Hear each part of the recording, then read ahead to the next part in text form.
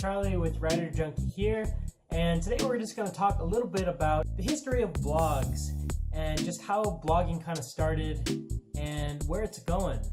The first blog is kind of unknown who wrote the actual first blog, and that's because blogs weren't a thing that came out of the internet as many people would imagine, but blogs actually kind of came before the internet. In a certain sense. And what I mean by that is that there used to be this service called Usenet. And Usenet was a communication network between computers that allowed users to post different topics on there, and then you as a user would be able to respond to other topics that you found interesting. It was kind of similar to what we now know as internet forums. However, this was before the internet. This was back in 1988, 1989, late 80s, before the commercial internet was publicly available.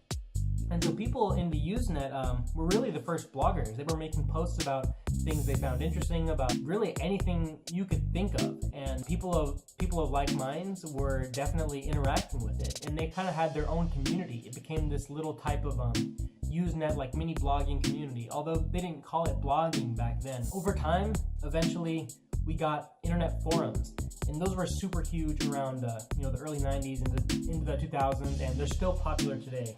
I remember back when I was in high school, this was mid-2000s, it was like 2004, 2005 time. People were talking a lot about blogs they were following, and I had a lot of friends who were really into certain forums. There were forums for everything.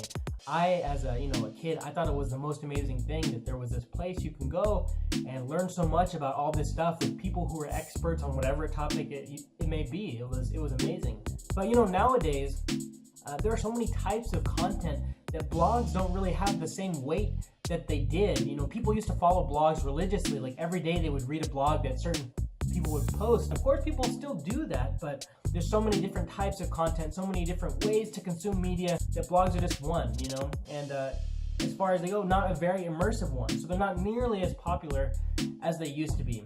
Nowadays we have vlogs, and what vlogs are, as you guys all know, are video logs essentially. It used to kind of be a different format too. It was kind of just a video you put together through the day to say a certain point. Some of the earliest vloggers would be like Philip DeFranco, Charles Trippy, but nowadays we're seeing vloggers doing daily vlogs. Like we see people like Casey Neistat. He's one of the biggest ones on YouTube right now. He's got like a few million subscribers. Basically, he's famous because he films his life and posts it. And I think that's something fascinating. And I think when people look back in history, for the first time ever, we're gonna have famous people who virtually every major event in their life is 100% documented through video, through an immersive experience. And I think it's something that humanity has never seen, and it's one of the reasons why we're so intrigued by it and why we love it so much. We want to, we love movies and stuff like that. But the vlog, the daily vlog, is something else entirely. You get to literally live life with people who you will never meet. And you kind of see this weird disparity in the familiarity of the vlogger and the audience, especially when you're watching people like Casey Neistat, because every day in his vlogs, he meets people who he knows.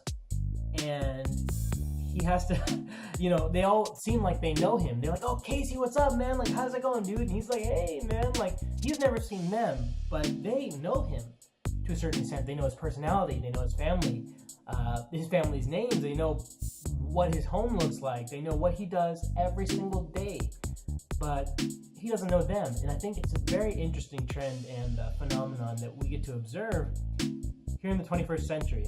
I think that vlogging is taking the blog in a cool and new direction. It's taking it into a far more immersive experience, and it'll be exciting to see what comes up next. Thanks for watching.